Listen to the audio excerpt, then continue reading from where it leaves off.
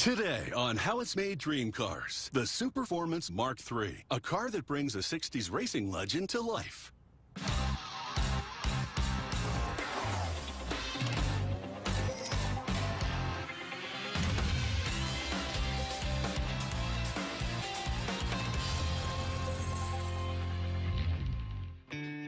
The Mark III is a licensed replica of the Shelby Cobra.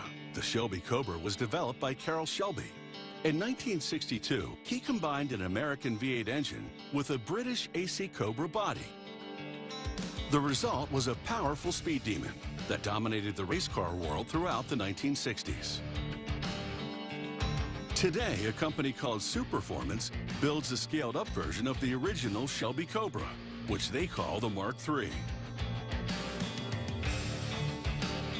While many companies have tried to replicate the Cobra, only Superformance has been licensed by Shelby himself. He approved of their superior production techniques and product quality. Shelby's fusion of style and power transformed the car into a legendary sports machine. Legend has it, in 1964, a Shelby Cobra rocketed along England's M1 highway at 185 miles per hour. This event led the British government to impose speed limits on the highway for the first time.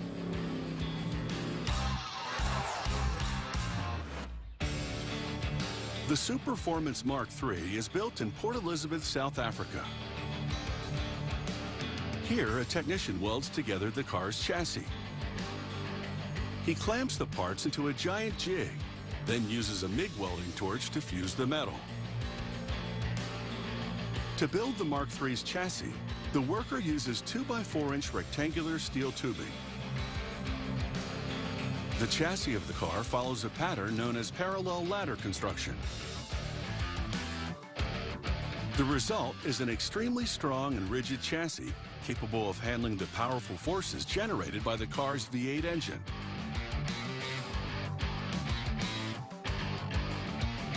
This is the mold workers used to create the Mark III's single-piece body. After hand-laying sheets of fiberglass into the mold, they let it cure overnight and demold it the next day. It's then cured in an oven for 8 hours before bringing it to the body preparation area. To prepare the fiberglass for painting, technicians sand or fair the surface. They use an epoxy to fill in any low spots. At the same time, a worker brings the door panels to the body. He uses sandpaper and a grinder to ensure a perfect fit. The panels are only 2/10 of an inch thick, so the manufacturers must be extremely careful not to overwork the material in pursuit of perfection.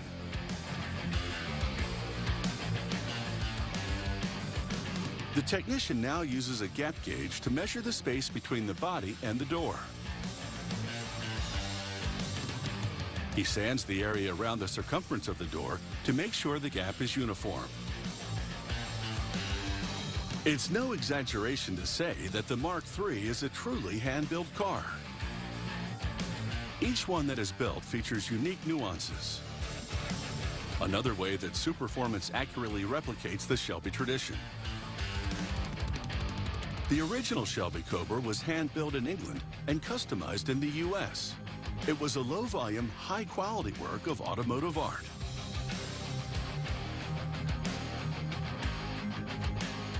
Once the body of the car has been thoroughly prepared, it heads for the paint shop. Here, a worker sprays a gray water-based primer over the body surface. Once the primer dries, the car will receive 3 coats of the base paint and 2 coats of clear finish.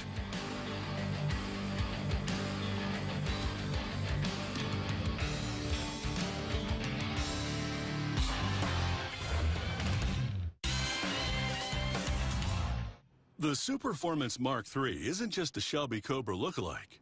The resemblance is more than skin deep.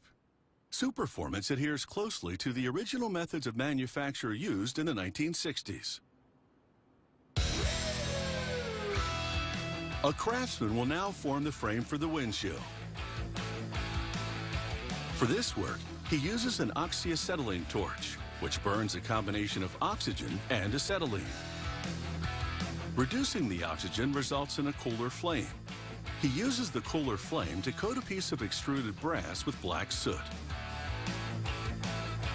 He then adds more oxygen for a hotter flame and begins a process called annealing. He knows the brass has reached the right temperature to bend it when the soot burns away. The channel in the brass extrusion tends to open up as he bends it. He makes sure to clamp it back in place as he works.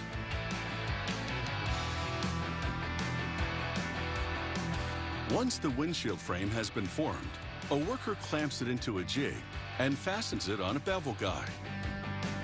Two angled sections are joined with screws to form the bottom corners of the windshield. Using a high-speed grinder, the worker begins making cuts. Once finished, he removes the guide, revealing the beveled angle. He now clamps the bottom length of the windshield frame into the jig. Before joining the two brass pieces, he must be sure they line up precisely.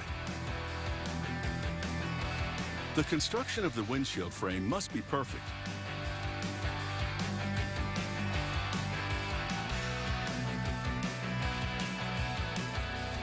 The frame must support the windshield glass, regardless of any G-forces, potholes, and wind that could rattle the car.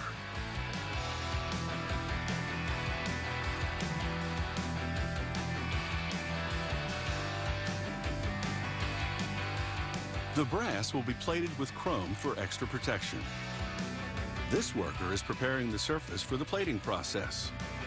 Chrome will not cover scratches, so he uses an abrasive finishing tool to remove any imperfections in the metal. A technician lowers the windshield frame into a vat containing a nickel solution. He charges the brass with a 4-volt current, while the nickel solution is given the opposite charge. For 30 minutes, the opposite charges attract each other. Chrome and brass do not attach well to each other, but nickel forms a good bond with both of these materials. That's why manufacturers include this step in the process. It takes just 3 minutes and 5 volts of electricity to chrome the frame. The final bath is a rinse. It's now time to install the glass in the finished windshield frame. It's a messy process, so the technician starts by protecting the chrome with a layer of masking tape.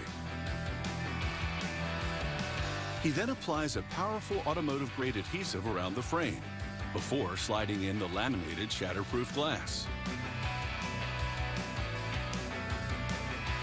Once he's screwed the bottom rail into position, the windshield is complete.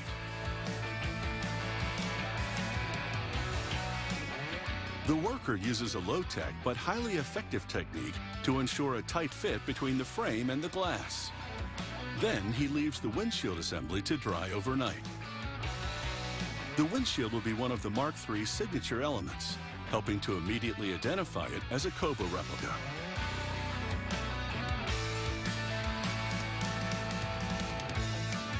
Once the windshield adhesive has cured, technicians mount the side posts.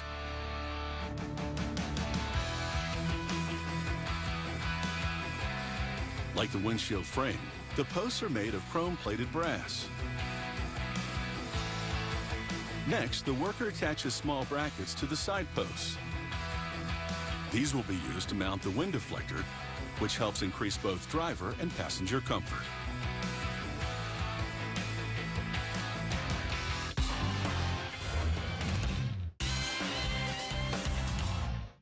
Even the Mark III seats are authentic throwbacks to the golden era of American muscle cars. Superformance doesn't just upholster them the same way. They use vintage construction methods to build them. Here in the trim shop, skilled craftspeople build and install everything from the ragtop to the dashboard and seats. They even construct the cover for the transmission tunnel. A craftsman begins installing elastic webbing on a tubular steel car seat frame. Like everything else in this car, it is made in-house. To secure the webbing, he uses specialized pliers to squeeze clips called hog rings in place. Hog rings are connecting rings that can be used in upholstery, fences, animal cages, and any other application requiring strong attachment points.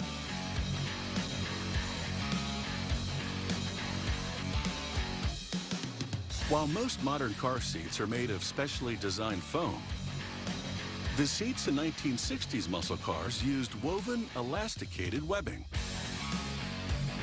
Race and sports cars have extremely rigid frames for improved handling, but that can lead to a bumpy ride.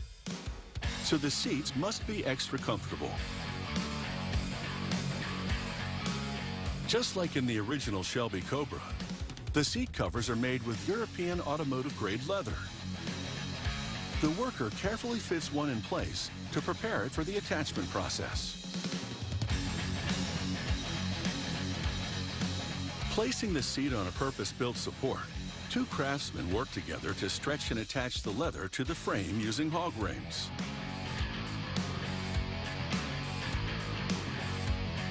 Finally, a worker carefully fits the seat cushion into place before securing it to the frame underneath. They use racing seats because Carroll Shelby originally designed the Cobra to be a race car. When the car first shot onto the scene in 1962, it was the world's fastest production car.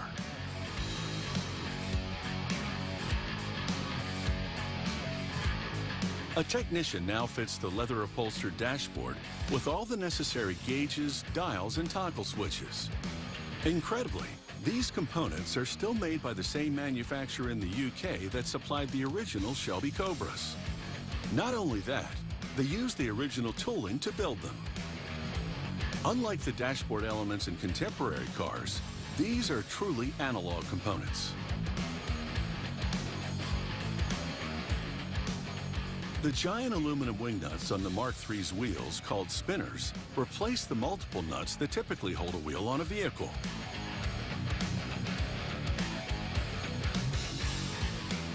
Here, a CNC machine creates a special hub adapter from a block of alloy steel.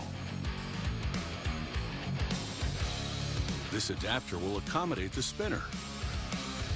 The spinner was originally developed to allow for faster wheel changes during racing pit stops.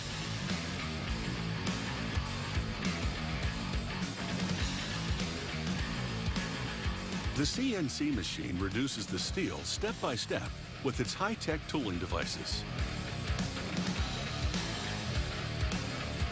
By the time it's done, the block of steel has been reduced to a fraction of its original size.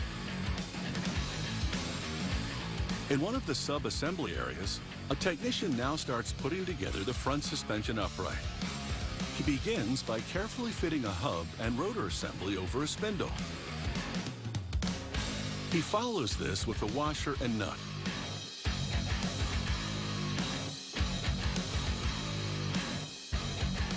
Once he's tightened the nut, he positions a purpose-built washer over it and inserts a locking pin through the spindle. The worker bends the tail ends of the locking pin and wraps them around the spindle.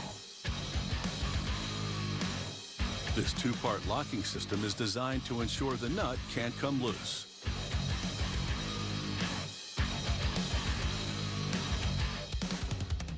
He positions a grease cap over the nut and locking system and gently hammers it into place.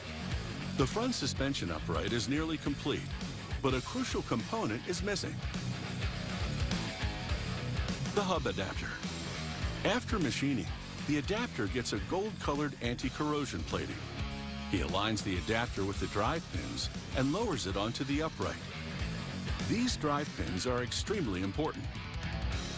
The Mark III's wheels are called pin drive wheels because the pins actually drive the wheels. The technician also installs the brake caliper, marking each pin to note that it's been torqued correctly.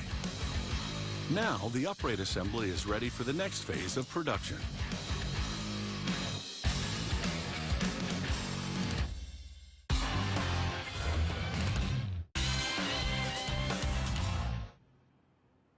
It's time to bring all those handmade components of the Mark III together into a car that can match these showpieces that are on display at the Superformance head office showroom in Irvine, California. A worker installs the front upright suspension assembly. He positions it carefully and bolts it to the front control arms or wishbones. The torque values are predetermined and must be followed precisely. Next, a technician adds the fuel cap assembly. This is known as a Le Mans style cap because it's designed to have a quick release for fast refueling during competitions like the famed 24-hour Le Mans race. Although this component was a feature on the original Shelby Cobra, one small but important safety adjustment has been made for the Superformance Mark III. This fuel cap has a lock. Next, the technician connects the fuel filler pipe to the fuel tank. He uses rubber couplings and a set of pipe clamps to attach the stainless steel pipe on both ends.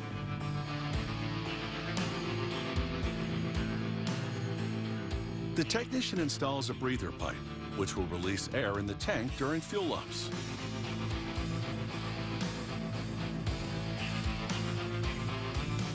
The manufacturers at Superformance have nearly finished this Mark III. It now has its front and rear suspension, brakes, original specification oil cooler, as well as a heater unit. Just a few components still need to be installed. 3 technicians work together to attach the hood. Although Superformance does not install the powertrain, they do put in a single-row high-performance aluminum core radiator and hand-fabricated stainless steel engine louvers. In fact, when Superformance makes a Mark III, they include everything but the engine and transmission.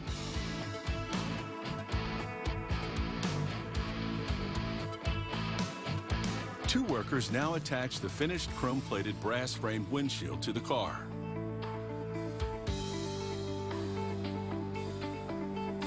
In the 1960s, the Shelby Cobra was built in the UK and shipped to the US, where the engine and transmission were installed. Superformance even replicates this process. Customers can choose their preferred powertrain. Historically, the Shelby Cobra had a Ford engine. Superformance maintains this tradition. Installation kits are available for the Ford 289, 302, 351 small block family, as well as the 427, 428, 429, and 460 cubic inch Ford big block engines. The Mark III will also accept Ford's modern 5-liter Mustang Coyote and GT 500 5.4-liter engines, along with a variety of the Chevrolet Corvette powertrains. Here, a technician finishes installing a Ford Shelby engine built by Shelby Engines. Superformance has recently made it possible to put in contemporary modular engines, as well as the original style ones that power most Mark IIIs. Workers install the side mirrors according to the customer's specifications.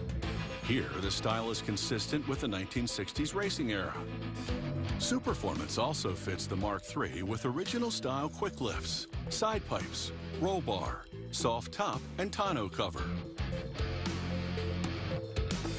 Owners can choose from a variety of wheel options, from the classic 15 to 18-inch Halabrand style wheels to contemporary wide, low-profile wheels. Now, the installer twists lock wire around the wheel spokes before attaching the nut or spinner. This safety wiring system was a feature of the original Cobra. A small touch that illustrates just how committed Superformance is to replicating Carroll Shelby's vision down to the tiniest detail. And they've been doing it for decades. This car is one of a limited edition commemorating 20 years of production. Workers carefully roll the completed car into the showroom of the Superformance head office in Irvine, California, where it joins a colorful display of Superformance vehicles. In the late 1950s, Carroll Shelby was already a celebrated race car driver. In 1959, he co-drove an Aston Martin to victory in the 24-hour Le Mans race.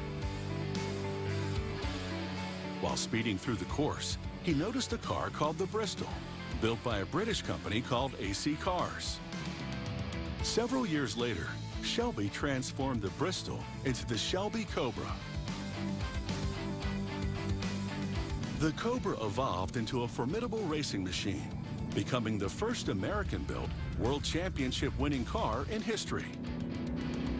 Very few Shelby Cobras were actually produced as road vehicles. But thanks to Superformance, drivers can experience this legendary vehicle on the open road today.